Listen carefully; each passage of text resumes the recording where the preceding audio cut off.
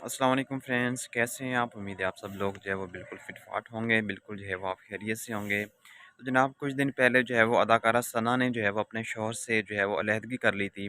तो उसके बाद उन्होंने इंस्टाग्राम के ऊपर जो है वो एक स्टोरी शेयर की है और उन्होंने स्पेशली तौर पे जो है वो पाकिस्तान की नई जो है वो नौजवान लड़कियों को एक पैगाम दिया है। और उनका ये कहना था कि शादी करने से पहले जो है वो कम से कम आप सोच लिया करें, अगर रोना भी है तो गुजरांवाला में रोने से बेहतर है कि आप लोग जो है वो जाके पेरिस में रो लें, यानी कि फ्रांस में जाके रो लें। और उनका बेसिकली कहने का मकसद ये था कि जब आप लोग शादी करते हैं ना, तो किसी अमीर आदमी से शादी करें, किसी पैसे वाले के साथ शादी करें जिसके पास अच्छी खासी दौलत हो। ताकि आपको पता भी हो कि जब रोना ही है तो लाज़मी तो नहीं कि आपने गुजरांवाला में रह के रोना है। अगर आपने रोना है तो किसी बड़े कंट्री में जाके रोएँ। तो मेरे ख़्याल में उसका ये जो मैसेज है, ये जो पैगाम है, मैं इसको ना बिल्कुल जो है वो एक इग्नोर कर रहा हूँ। मेरी नज़र में ये एक अजीब-सा पैगाम देने जा रहे हैं।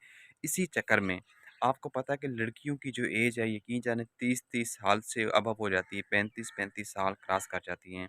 इसी चक्कर में उनके वालिदैन शादी नहीं करते कि लड़का जो है, हमें कोई वेल एजुकेटेड लड़का नहीं मिलता जब तक कोई सेट लड़का नहीं मिल रहा, जब तक कोई उसका अच्छा सोर्स ऑफ इनकम नहीं है, जबकि उसके पास कोई अच्छी खासी कोई दौलत नहीं है, तब तक जो है वो उसके साथ हमने अपनी लड़की की शादी नहीं करनी।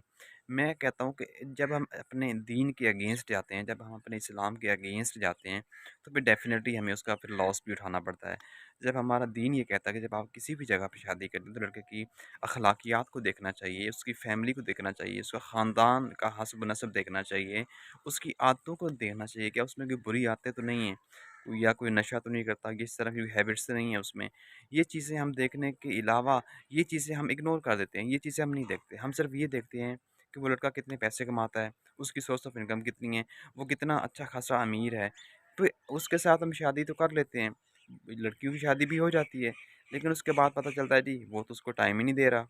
वो कि तो उसका जो है वो किसी और के साथ चक्कर है। तो फिर उसके बाद जब वो तरह-तरह के ऐसे ही यानी कि यकीन जाने मैंने ऐसी लड़कियों को देखा कि उनके अभी तक 1 साल भी कंप्लीट नहीं हुआ उनकी शादी को इसी चक्कर में कि वो लड़का जो है वो अच्छा खासा कमाता है, उसकी सोर्स ऑफ इनकम जो है वो बहुत ज़्यादा अच्छी है। उसको अभी तक 1 साल भी नहीं गुज़रा होता, तो उनकी जो है वो डिवोर्स हो जाती है, उनकी अलहदगी हो जाती है। वो लड़की जो है वो वापस आके अपने माँ-बाप के घर बैठ जाती है। तो मैं हमेशा कहता हूँ कि रिज़्क का जो वादा है ना, वो अल्लाह ताला की ज़ात ने किया है। किसके मुक़द्दर में, किसके नसीब में कितना रिज़्क है, वो जितना रब ने चाहा है उतना उसको देना है।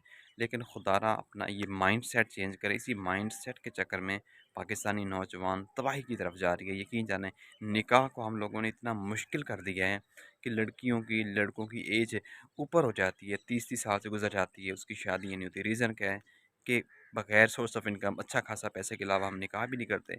मेरे ख़्याल में इन चीज़ों को इग्नोर करना चाहिए। जब तक हम इन चीज़ों से निकलेंगे नहीं ना, तब तक ये जो तलाक़ों की शरह है वो दिन-ब-दिन बढ़ती जा रही है। तो इसको कम करने के लिए ज़रूरी है कि हमें पॉज़िटिव सोचना पड़ेगा। बट एनीवे, मिलते हैं एक नई वीडियो में, मुझे दीजिए इजाज़त। अल्लाह हाफ़िज़।